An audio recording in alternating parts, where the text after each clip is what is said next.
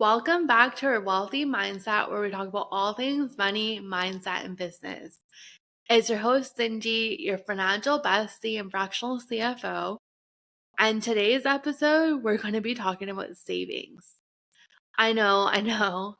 There's so many blocks and so many hesitations when we talk about savings. It's because talking about savings, building budgets, it all seems so restrictive. So today, my goal is to simplify it for you, change your perception on saving, and I'll share some ways you can easily start saving without feeling like it's so restricted. So let's get into it. Now, why is it so hard to save money? Or why does it feel like we have to give up something in order to save up money? Now I know, let's say you're trying to save up like $100 or maybe it's like $500 a month. When you transfer that money to like a separate savings account, you have so much like hesitation. You just hate that feeling. You're just like, oh, why am I doing this? A reason for that is because you're restricting yourself. You feel like you need to give up something in order to save that $500. So let's reframe it. Instead of feeling like, oh, why am I putting this away?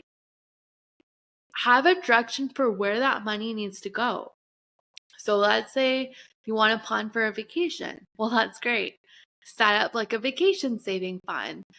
And then I want you to actually look at like where you want to go, how much it's going to cost you, what kind of activities do you want to do on that trip, when do you want to go? Because once you start doing that, you'll have a direction for where that money needs to go. And then you'll have no hesitation, no blocks holding you back from putting that money away. I feel like a lot of times we're putting away money in a savings account because we feel like we should, but really we don't have a direction for where that money's going to go, what we're going to do with it. But as soon as you set an intention on what you want to do with that money, it becomes so different. You're not going to hesitate. Now, let's say you want to invest in like the stock market, or maybe you want to invest with another business partner, or maybe you want to buy like a vacation home or even a home for yourself that you can rent out. Just having a direction and purpose for that savings account is going to go such a long way. Now, another thing I want you to think about is savings feels like being on a diet. Think about it. When you are trying to get in shape, or maybe you're trying to lose weight, tone, whatever it is, you feel like you have to give up like your favorite foods. You have to be constantly running on the treadmill, doing weights, doing yoga, just always trying to move your body. And it's not normal. Like, think of 75 hard, it's so extreme. Even like going on a workout plan, I know a lot of us like have day ones, or we have like cheat meals or cheat like day. All these kind of things is like we're actually restricting ourselves. And Dr. Bisleen said this in the last episode. She really said that implement habits that you can do on a daily basis or in the long term. So putting away like $500 a month, if that's unrealistic for you to do on a monthly basis continuously, don't do it. Start off small. Maybe it's only like $50 or maybe $100. Like, start off what feels comfortable for you and where you wouldn't have any restrictions. And it's okay if you have like a negative perception of saving. It's because what we've been taught in society, the way we grew up, the way we're programmed, like we never really saw like money in a healthy way. And understanding money, managing money is just a skill. So it's totally okay if you're not good at saving or having a direction for money, but you can change that for yourself. So I want you to really think about what you want to do with that money. If you're setting up a savings account, where do you want that money to go? Maybe it's for retirement. Maybe it's for her vacation, or maybe it's just emergency savings for 3 to 6 months worth of like either your personal expenses or maybe your business expenses. So understand that first. The next thing I want to share are some examples of how you can easily save. I recently shared my thoughts on the last digit savings hack in Bustle. I shared the article link on my Instagram, which you can check out as well. But how the last digit hack works is, let's say you have $550.49 in your current bank account. Well, since the last digit is 9, you're going to put $9 in a separate savings account. You can do this on a daily basis. So the highest amount you're going to put away is like $9. The lowest amount is going to be 1. Now, if you're putting $1 away on a daily basis or even $9, are you going to hesitate? No, because it's such a low amount, you're not even going to notice that being transferred into a separate savings account from your main bank account. That's why I love that hack. So you're not going to have any restriction with putting that money aside.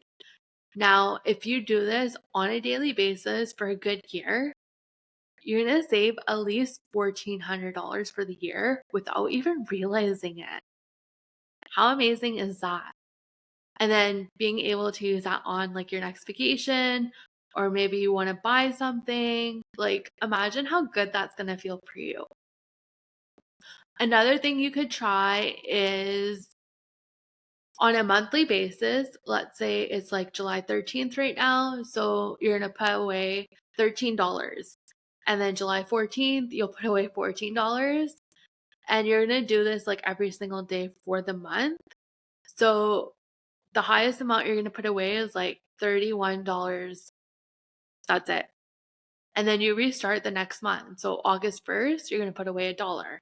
August 2nd, $2, and so on. You can try that as well. You're not going to be so restricted as well. The lowest amount you'll put away is like $1. Highest amount is going to be like $31. So even that's like a very low amount, but it's going to compound over time. Before you know it, you'll have so much saved up. You'll have a direction for where that money needs to go, and you won't have so many blocks. So just understanding where you want to save and put that money towards, and coming up with like easy ways. You can try the last digit hack, or trying the monthly savings, putting away an amount every single day. That's really going to go a long way. Then over time, once you feel comfortable doing that, you'll feel more comfortable saving up a larger amount. I would highly encourage you also create like a personal spending plan. Understand your monthly like business expenses, understand your personal expenses, really understand where your money needs to go, and that'll give you so much clarity. So try this out. Let me know how it is.